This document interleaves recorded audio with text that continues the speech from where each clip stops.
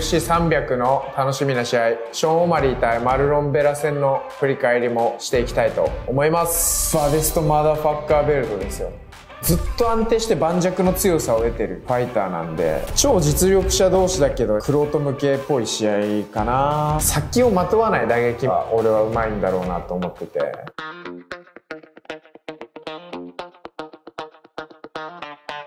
Welcome to リンヤチャンネル。小艇を練習中の中村リンヤです。今日は4月14日にアメリカのラスベガスで行われる UFC300 の楽しみな試合3つ紹介したいと思います。そして先月行われた UFC バンタム級タイトルマッチのショーン・オマリー対マルロン・ベラ戦の感想や振り返りもしていきたいと思います。それでは早速いきます。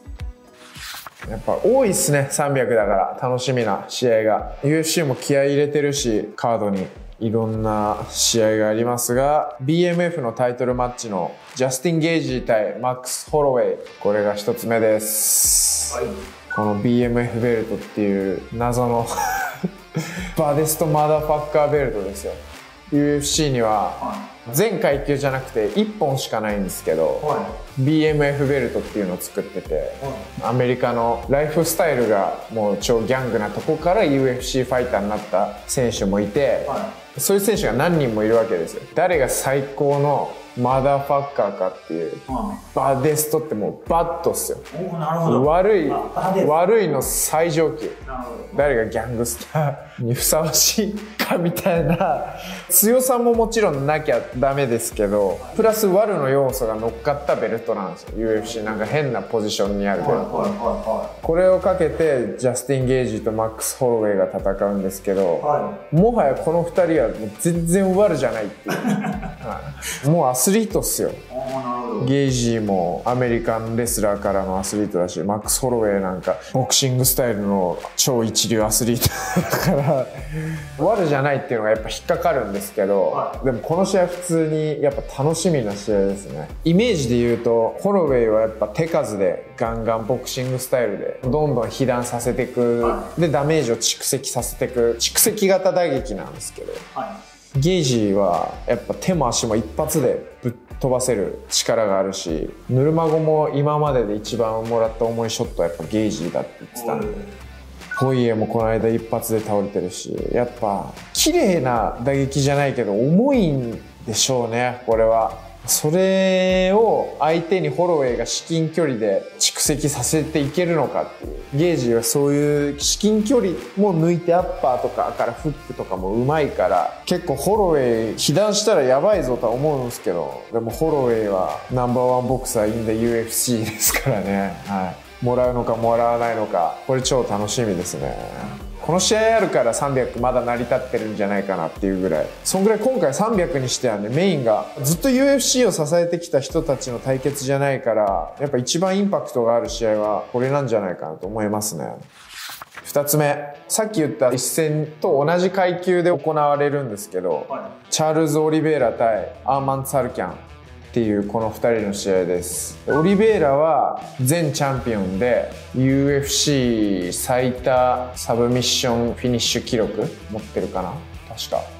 そんな感じで、決めが超強いブラジル人、フィニッシュ率が超高いですね。打撃も寝技も。今はオリベイラは勝ち負けもすっごい繰り返してきたファイターで強くなってきたんで、一時代を築き上げただけではなくて、ずっと安定して盤石の強さを得てる系のファイターなんで、ピークは超えたのかなって思ったんだけど、マカチェフに負けた時にでタイトル失った時に、こっからもうピークは作らないかなと思ったけど、ベニール戦のフィニッシュとかが本当に勢いやばすぎて、ちょっと復活してきたなみたいな、はい、またチャンピオン全然食い込んでくるなっていう感じで来てるオリベイラに対し、アーマンもこの間ベニールを秒殺して、めちゃくちゃ今一番ライト級で勢いあるファイターかもしれないですね。ATT でアーマンは結構レスリングもやろうぜって言ってもらってガンガン組んでて、レスリングはもうめっちゃやりましたね。どういう印象でした？アルメニアのファイターはやっぱ力が強いんで、クマと戦ってるような感じだったっす。とにかく厚みが、僕はバンタムにしてもやっぱちっちゃい方なんで、その辺のフィジカルさみたいなのありましたけど、レスリングやった時はめっちゃスピードと日本人特有の組手の技術とかでなんとか対処してたって感じですね。階級がだいぶ上ですもんね。2個ですね。でも言うて、はい、この辺の選手は84、5ぐらいあるんで、通常体重15キロぐらい差あったかもしれないですね。レスリングがもうすごい強くて、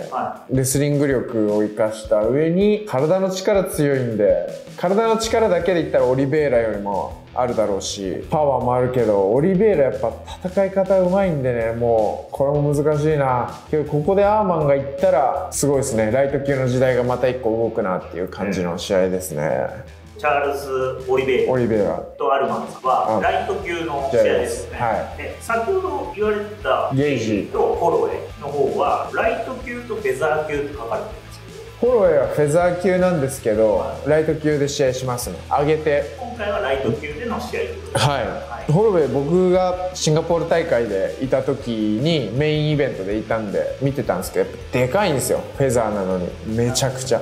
だからまあ全然ライトでも戦えるんだろうなっていうのはあって、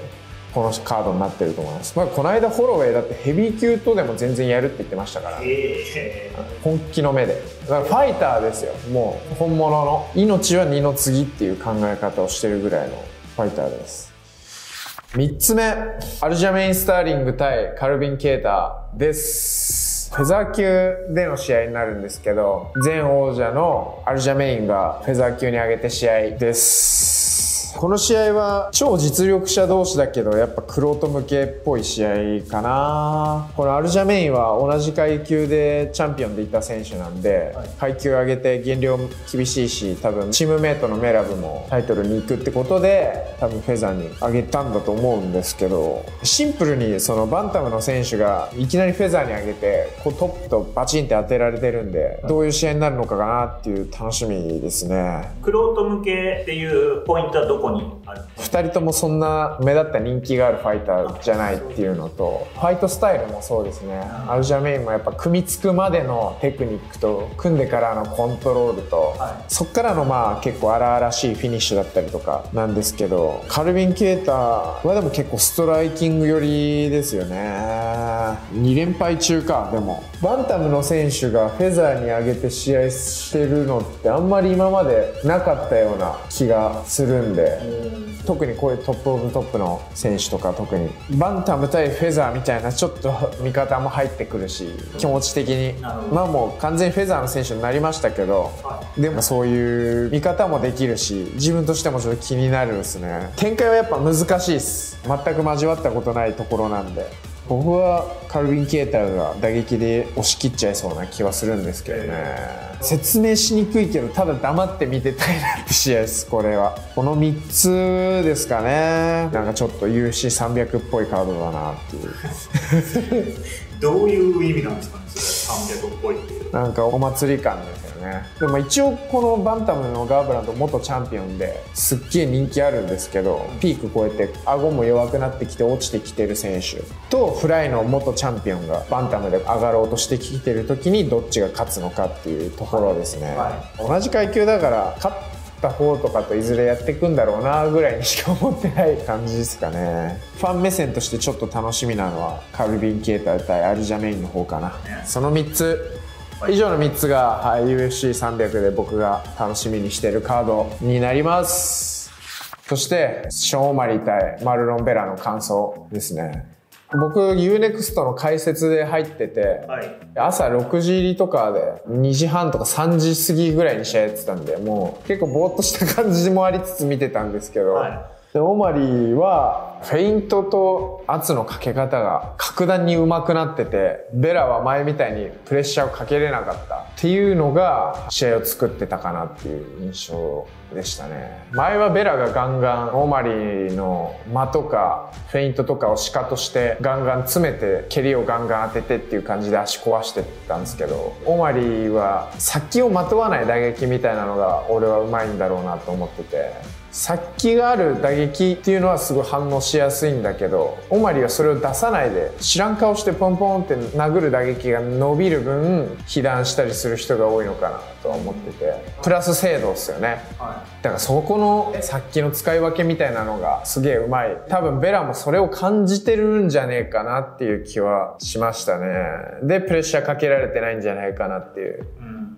前回ベラス選手が勝ったじゃないですか、で今回の違いっていうのはそのオマリー選手のプレッシャー前回とは違ったっていう感じですか？そうですね、だから先々でベラが蹴りで作ってたのをオマリーはさせてなかったっすね。でもなんか出せばいいのになとは思ってたんですけど、ベラも前と同じように。でもベラ側も多分前と同じように戦わせてはくれないだろうっていう勘繰りがそうさせなかったのか、それともやっぱオマリーのフェイントのかけ方とかが格段に上手くなってたのか、ベラ側の気持ちは分かんないですけど、でもまあオマリーも進化してるし多分後者じゃないのかなっていう気はしてますね。そんな中で要所要所でやっぱ25分あるんでビッグヒット何回か当てて印象付けてたオマリーの勝ち、